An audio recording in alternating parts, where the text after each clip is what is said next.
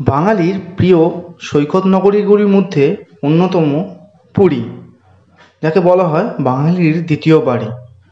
বছরে সুযোগ পেলে বাঙালি আর কোথাও যাক বা না যাক, অফিসের বসকে একবার ম্যানেজ করে 2 দিন বা 4 দিন বা এক সপ্তাহের একটা ছুটি নিয়ে বছরে একবার তো বাঙালি পুরী যাবেই। পুরী মানেই সমুদ্রের হাতছানি আর জগন্নাথ মহাপ্রভুর আশীর্বাদ। আর এই দুটোর মেলবন্ধনে পুরী যেন বাঙালিদের বারবার টানে।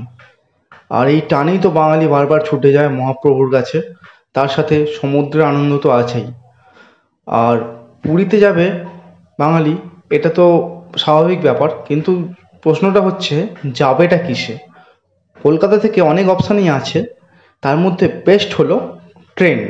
আর ট্রেন বলতে রাতের ট্রেনই বেস্ট, কারণ রাত্রে একটা ঘুম দিয়ে সকাল সকাল পুরীতে পৌঁছে যাওয়ার, আর তারপরে সমুদ্র দর্শন এবং জগন্নাথ মহাপ্রভুর পুজো দেওয়া, এর চেয়ে ভালো উপায় আর মানে এর থেকে ভালো জিনিস আর কিছু হয়ই না। তো আজকে আমরা 18409 শ্রী জগন্নাথ এক্সপ্রেসে পুরী যাব। চলুন সেই জার্নিটাই শেয়ার করব। ঘড়িতে সময় এখন 7:33। নির্ধারিত সময় থেকে 15 মিনিট দেরিতে আমাদের train 18409 Shalimar Puri superfast Shri Jagannath express এখন সাজেরাজিতে ঢুকছে 1 নম্বর প্ল্যাটফর্ম। শালিমার স্টেশন থেকে প্রত্যেক দিন সন্ধে 7:05 শ্রী জগন্নাথ এক্সপ্রেস রওনা দেয় এবং পুরী পৌঁছায় ভোর 4:30।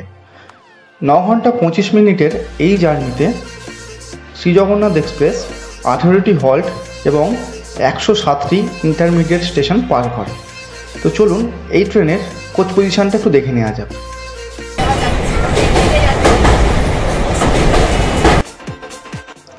এই ট্রেনে unreserved, sleeper, third AC, second AC, first AC এবং 2টি এসএলআর মিলিয়ে মোট 22টি কোচ আছে। আর যার কোচ পজিশন হলো, প্রথমে একটা এসএলআর থাকবে এবং পরপর 2টি তারপর আনরিজার্ভড কম্পার্টমেন্ট থাকবে, এবং তারপরে হচ্ছে S11 থেকে S10, S9 এইভাবে S1 পর্যন্ত আছে, এবং তারপরে শুরু হবে থার্ড এসির কামরা B3, B2 এবং এরপর H1, B1 এবং A1। এইভাবে থার্ড এসি, সেকেন্ড এসি এবং ফার্স্ট এসির কম্পার্টমেন্টগুলো থাকবে, এবং এরপরে আবার 2টি আনরিজার্ভ কম্পার্টমেন্ট থাকবে এবং শেষে আরেকটি এসএলআর থাকবে। এই হলো এই ট্রেনের কোচ পজিশন। এই ট্রেনটি সাঁতরাগাছি মানে শালিমারের পরে সাঁতরাগাছিতে স্টপেজ দেয়, এবং তারপরে হচ্ছে মেচেদা, এবং তারপরে হচ্ছে খড়গপুর, এরপরে উড়িষ্যায় ঢোকে। উড়িষ্যার মধ্যে এই বাংলায় পশ্চিমবঙ্গে এটা 4টে স্টপেজ, এবং উড়িষ্যার মধ্যে হচ্ছে বাদবাকি 14টা স্টপেজ দেয়।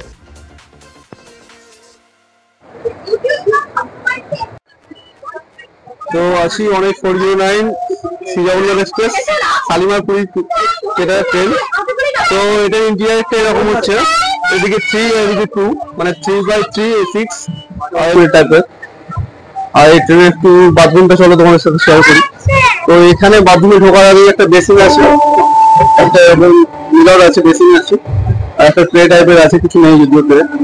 আর এদিকে হচ্ছে দেখতে পাচ্ছি ওয়েস্টার্ন কমোড আছে, বেসিন আছে, আর এদিকে একটা মিরর আছে। আর চলো আরেকদিকে হয়তো ইন্ডিয়ান থাকবে, এটা এখন রিজার্ভ আছে। তো এদিকে হচ্ছে ওয়েস্টার্ন আছে, এদিকে ইন্ডিয়ান আছে কমন। তো অসুবিধা হওয়ার কথা না। তো চলো পরবর্তী জার্নিটা তোমার সাথে শেয়ার করবো।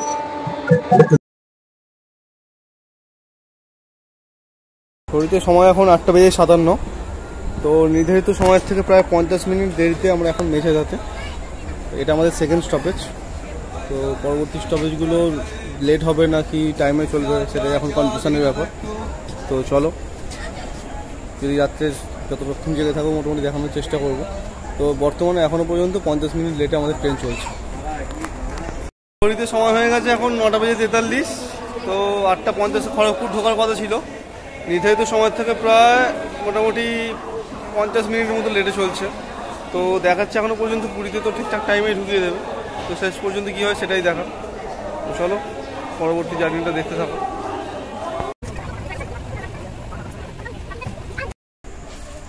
সময় 2:25। তো নির্ধারিত সময় থেকে প্রায় 50 মিনিট দেরিতে এখন আমরা কটক জাংশনে, আর মোটামুটি 409 কিলোমিটার এখনও পর্যন্ত আমরা কভার করে ফেলেছি। নির্ধারিত সময় থেকে 50 মিনিট দেরিতে আমরা চলছি ট্রেন। তো দেখা যাক পুরী কখন ঢোকায়, তো দেখতে থাকুন।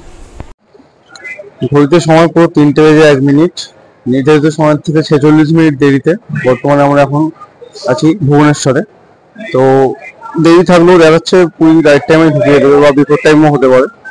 তো মোটামুটি 440 কিলোমিটার মতো রাস্তা আমরা কভার করে ফেলেছি, আর 50 থেকে 60 কিলোমিটার মতো বাকি।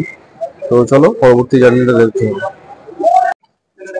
3:34, নির্ধারিত সময় থেকে 55 মিনিট দেরিতে আমরা এখন খুর্দা। আর মাত্র 40 কিলোমিটার বাকি, আর মিনিট 35 থেকে মিনিট 40 টাইম লাগবে। ট্রেন এখানে 2 মিনিটের হল দিয়েছে। তো চলো যাওয়া যাক।